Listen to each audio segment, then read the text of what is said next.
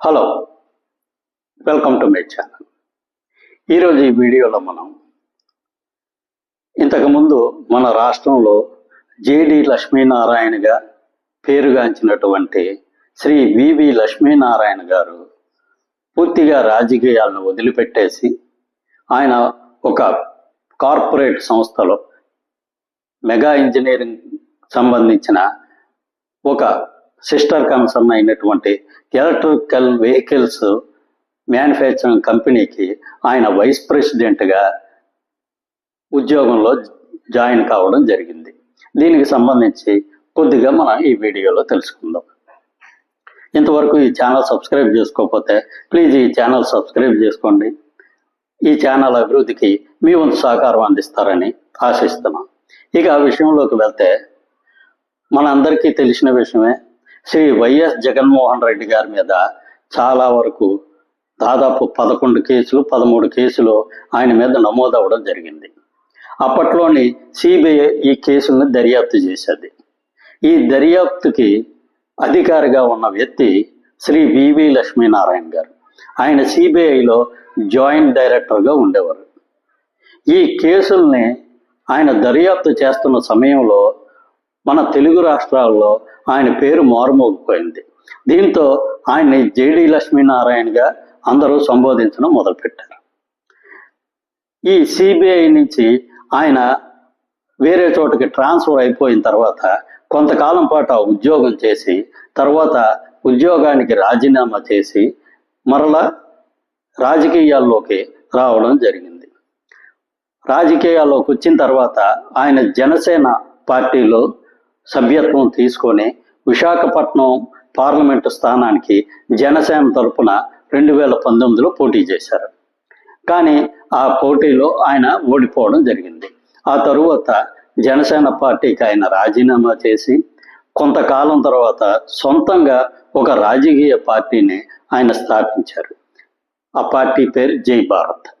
ఈ జై భారత్ పార్టీ తరపున 2024 ఎన్నికల్లో కొన్ని చోట్ల ఆయన పోటీ చేయడం కూడా జరిగింది.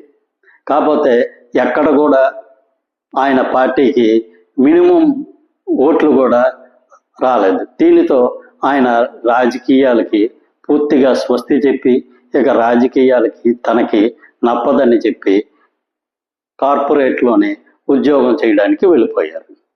ప్రస్తుతం ఆయన మెగా ఇంజనీరింగ్ ఇన్ఫ్రాస్ట్రక్చర్ లిమిటెడ్ సంబంధించిన ఒక సిస్టర్ కన్సర్న్లోనే లేదంటే ఒక అనుబంధ కంపెనీలోనే ఆయన వైస్ ప్రెసిడెంట్గా ఉద్యోగ బాధ్యతలు తీసుకున్నారని చెప్పి మనకు సమాచారం వస్తుంది.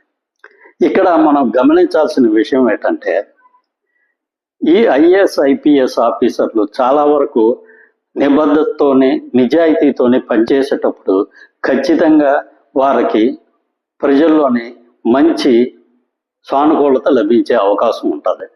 కాకపోతే ఆ సానుకూలత అనేది ప్రజల నుంచి ఓట్లు రాబట్టడానికైతే సరిపోదు అని ఈ మధ్యకాలంలో జరుగుతున్న కొన్ని ఘటనల వల్ల మనకు అర్థమవుతుంది. ఉదాహరణకి శ్రీ జయప్రకాష్ నారాయణ గారు, ఆయన ఒక ఐఏఎస్ ఆఫీసరు. ఆయన ఉద్యోగ కాలంలోనే చాలా వరకు ప్రజల నుంచి ప్రభుత్వాల నుంచి కూడా చాలా సానుకూలత సంపాదించారు. అంతేకాకుండా ఆయన చాలా ఎఫిషియెంట్ లీడర్గా కూడా గుర్తింపు తెచ్చుకున్నారు. అదేవిధంగా శ్రీ జేడి లక్ష్మీనారాయణ గారు కూడా. కానీ ఇక్కడ వీళ్ళు కొత్తగా పార్టీలు పెట్టిన తర్వాత శ్రీ జయప్రకాష్ నారాయణ గారు లోక్సత్తా పేరుతో కొత్త పార్టీ పెట్టడం జరిగింది. శ్రీ జేడి లక్ష్మీనారాయణ గారు జై భారత్ అనే పేరుతో కొత్త పార్టీ పెట్టడం జరిగింది.